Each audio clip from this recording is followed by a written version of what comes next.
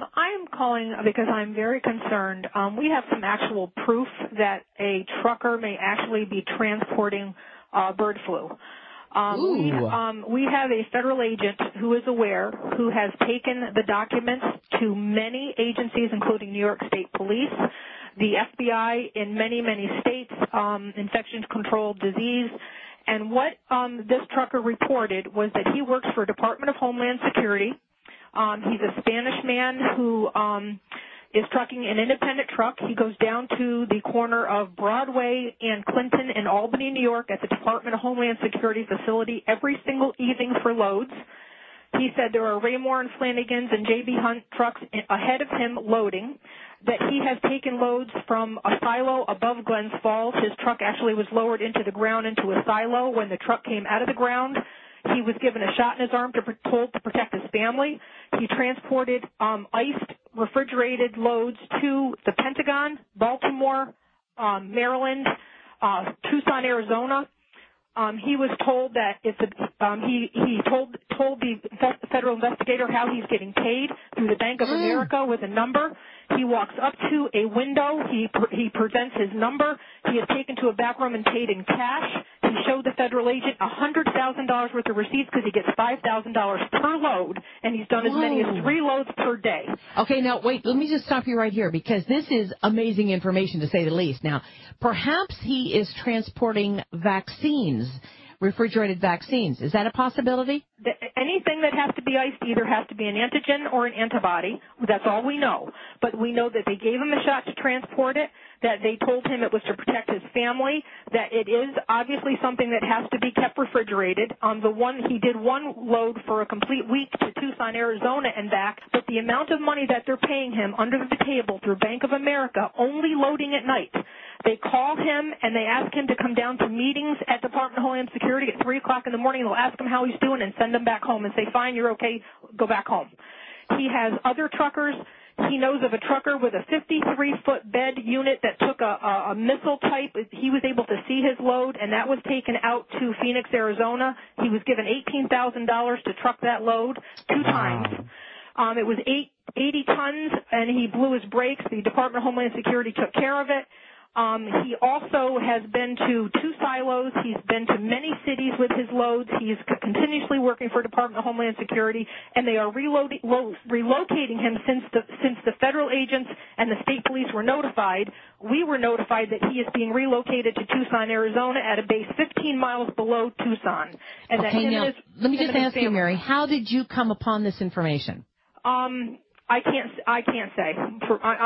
Just what I'm saying already has probably put me in danger, but it is a testimony that many people are aware of, and they are doing nothing about it. And some of the high-ups in New York State Police were quoted as saying, "It's bigger than both of us. We're not touching it with a 10-foot pole."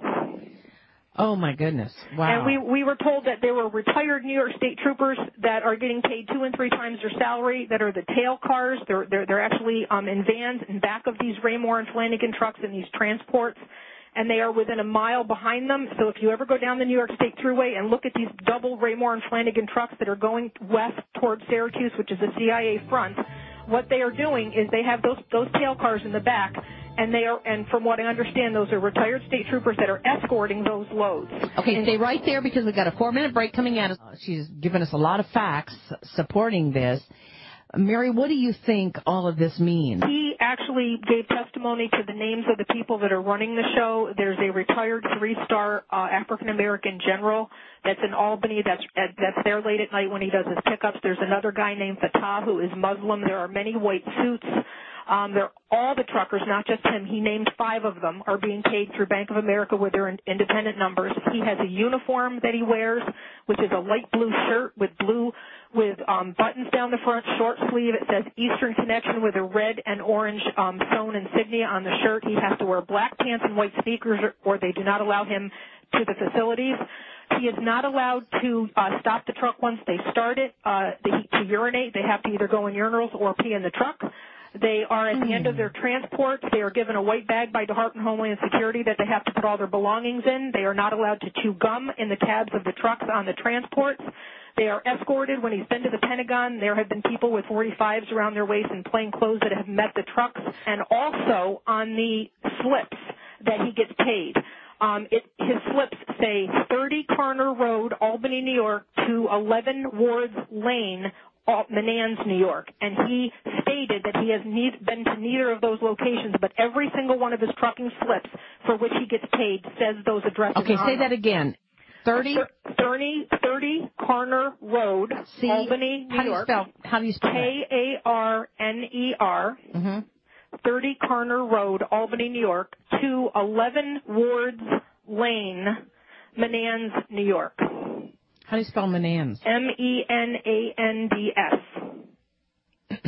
And he's also been transported by Menands police to the city limits when he leaves the facility with a load, and they turn around at the city limit and return as he progresses on with his transports. Okay, now my question is, why did he begin talking about this, or who did he decide to tell this to? Obviously, he knows that he's not supposed to be telling anybody this information. The impression that I got from the agent that I spoke to, because many people got this, I guess they have sent this to a lot of agencies, is he spoke to someone that he knows personally, and he didn't think he was doing anything wrong. He just thought he had a good gig. I think he just thinks he has a good gig with the government. When he was giving the testimony, it was an innocent testimony, and they did not bring up FEMA trains, bird flu, and any of that because they didn't want to tip him off that, that he might be doing something wrong because these people have their claws in him hour by the hour, all day long. Okay. This man said that the government told them that if he's good to them, they'll be good to him, and that they were going to take him to a place called Sandy Point in Maryland on the water for government people where it's safe when this was over, and then they have since sent him now to Tucson, Arizona with his family to relocate him on base housing, and all he has to pay for is food because this investigator has spoken to him 3 times. What I'd like for you to do is call me at the Power Hour, 877-817-9829. If you have any additional information on this or anything that we can do about this, give me a call and stay abreast with me because this sounds pretty discouraging, if you ask me. It's not just that. He's had lead cars that like they'll tell him where he's got to go, and he'll be going from point A to point B, and somebody will interrupt the trip and then divert him down a road. He went to Glens Falls, New York, went to a dead-end street by a Stewart's by the Civic Center in Glens Falls, New York. They opened a gate, and he drove 6 miles on a gravel driveway to an underground silo. When the truck came out of the silo after he waited with the other truckers for 3 hours while they loaded in secret, the people who appeared with the truck when the truck was coming out of the ground had Tyvek suits, the mask, the gloves, and all the works on. He's also transported at the 109th Air Guard at Stratton Air Force Base. He did do 90 boxes of clear plastic white fluid. He did see that load. Rarely does he see his loads, but apparently he loaded that at the C-130 at the 109th Air Guard. And he's done a lot of loads with these types of things, medical supplies, equipment, but specifically refrigerated to Tucson and to the Pentagon and to Baltimore. And I think that's up to no good. Along the New York State Thruway, there are miles and miles of car carriers that they've been adding to. There has to be 30 miles of them right now sitting on the track since before Christmas. That Thruway, there are miles and miles of car carriers that they've been adding to. Has to be 30 miles of them right now sitting on the track since before Christmas. That could fit my whole city in this thing. Once you get around that bend near the bridge, you'll see how long it goes. I'll keep the camera running. We're at 20 minutes right now, film I've taken.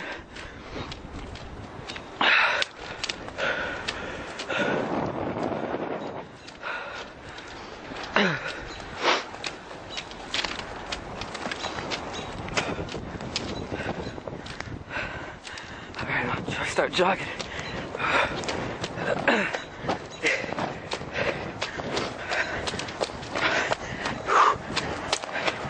You don't need shackles and benches when you think about it, because who gives a shit? We're all gonna be put in an oven or gas. Why does it matter?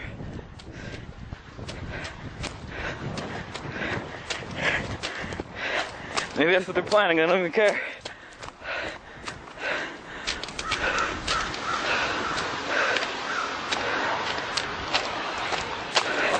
Take a look. Get out here. Look at that. Still going all the way down. It's wide open. Doesn't end. It goes all around the bend here. Take a good look. All right. And now I was gonna get lucky today. Well, I'm inside one of these damn things. As you can see, train is massive. Take a good look, man. This might be your new home pretty soon.